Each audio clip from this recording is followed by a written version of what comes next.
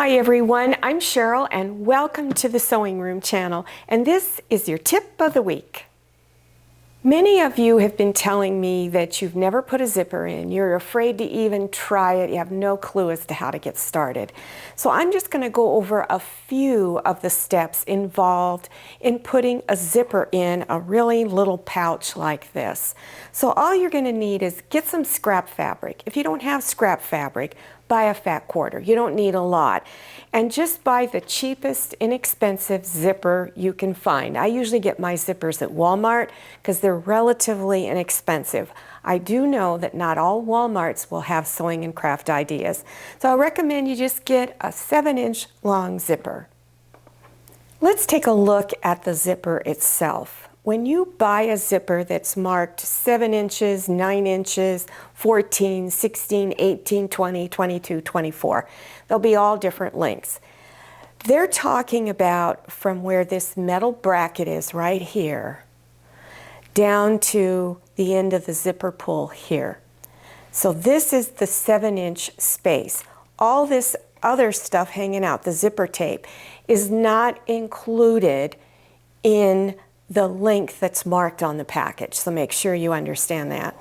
So I'm cutting fabric because I'm going to be cutting some of this zipper off later on. You can cut your fabric any width you want, okay? So don't worry about it, but I'm cutting it about 6.5 inches. So here is my fabric that I want to be on the inside. It's called the lining. And the pretty side is facing up. So you have the not so pretty side down, pretty side up. Place the zipper to where the zipper pull and the zipper teeth are up. Line it up against the edge here, right there. So line those two up. Now here's the fabric for the outside. I'm going to place it pretty side down, and I'm also going to line it up along here.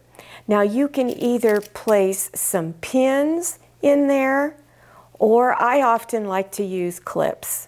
It's just easier for me, clips along there. So either one that you want to do. Then you want to get out your presser foot that's for putting on zippers. And here's some of mine. They all go to different machines. So as you can see, they're all going to look different.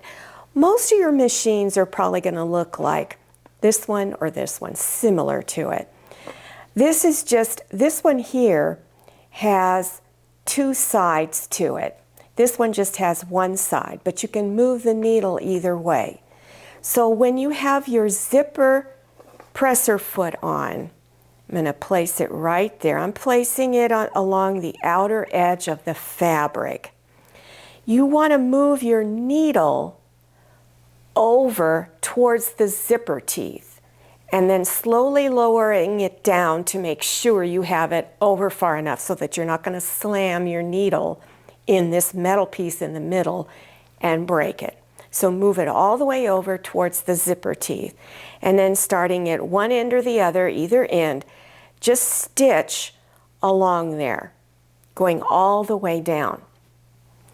And make sure you backstitch at each end. So once you've done this, and by the way, I also recommend you use a little bit longer stitch just for in case you've made a big oops and you want to rip it out and start all over again, especially if you're a beginner. So maybe lengthen your stitches a little bit so that it's easier to pull those stitches out. And then when you get more confident, you can keep it a regular length.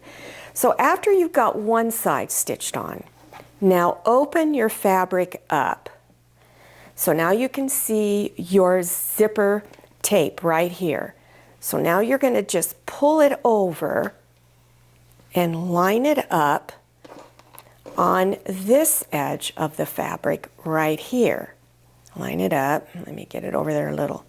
Then take this other side and place it and line it up just like you did before. Then pin it or clip it and then stitch along this edge. Now if you want full instructions on how to build this little beginner's zipper pouch, there's going to be a link below your YouTube screen in the description section. Now here are some other zipper pouches. The zippers are put in exactly the same way that you would do this one.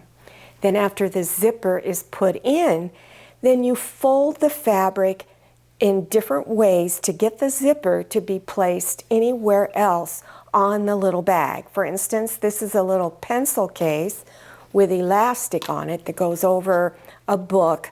And then this one is just a little storage case. This is only about 1.25 inches down from the folded edge. I will have links to these also down below your YouTube screen. For those of you who already have a lot of experience putting zippers in, have you ever tried putting in a lace zipper? And these are so pretty. So here's an example of a bag with the lace on it. Here's a cosmetic bag with lace on it too. Now it's kind of done in the reverse. So I'm going to also have a link to how to put a lace zipper into a bag down below your YouTube screen. This is a pattern I bought a few years ago in which it has two different versions of a cape type poncho. What a cape is it's just a giant circle with a hole up at the, or in the center, and you put it over your head. These capes have, I believe, some type of zipper front down the center. One of the things that I have a problem with in capes or ponchos is there's no sleeve in it. Well, it's not supposed to have a sleeve. So I like to add this additional seam to where it still looks like what it's supposed to look like, but it does have a sleeve in it. The reason why I like to put a sleeve, it's kind of a fake sleeve, is because if it's a windy day, these things just blow all over the place. So that's why I like to put a little sleeve. Keeps it together so it's not sliding around. So if you put a cape on, and you can do this on even a cape you've purchased or a poncho you've purchased. So here, the little blue lines are me in my inside of my cape. So what you want to do is put it on and have someone help you with this step, help you mark. So you want to give a lot of space in here for your arms, so it's just real easy to put your arms in. You also don't want to do a seam that goes up too close to your body. You want it loose. You want it very comfortable. So once they've pinned it for you and do it equal on both sides, then you're going to keep it folded, pin the two sides together. Use matching thread. And then you're just going to sew a straight line. Now on this cape, it adds a little bit of a flare by coming down a little bit, but by coming up towards the armhole. Again, don't make it too tight. And back stitch at both ends. And again, make sure you use matching thread. Now here's a drawing of a poncho. I have a lot of ponchos. I have a drawer full of sweater ponchos. Plus, I have a lot of ponchos just hanging up in my closet, and I love making them because they're so easy. But if you've bought one and you wish that it did have a little armhole, here's how you would do it. The same way, put it on, have someone help you, figure out how big you want your armhole. It could be 10 inches down from the shoulder or whatever it is. You want to put it on, have somebody mark it for you. And I usually like to go in anywhere from 1 inch to 3 or 4 inches in. If this is a really big poncho and you're a really small person, you might want to go in 4 inches. And then again, use matching thread and stitch along the side. When I get down here, I like to leave a 5 to 7 inch opening from the very bottom here. And again, backstitch. Now here's a poncho that I have made, and I did the sides just like I showed you in that previous diagram. So here it is, here's the front and the back, and then I have my stitch line right here. And just, you can use chalk if you want to draw your line. Chalk can be easily wiped away with a slightly damp cloth. It'll take the chalk off. And there again, I left this little slit. So you can see I've left about a 4 inch opening there for the little slit. If you're interested in making this beginner's poncho, there will be a link below your YouTube screen in the description section. Here is a poncho that I purchased, but it was really long for me. I'm only 5'1", and this was like for someone about 5'6". So I needed to alter it. Now, I didn't have to buy it, but I really liked this beautiful embroidered design on here. It's so pretty.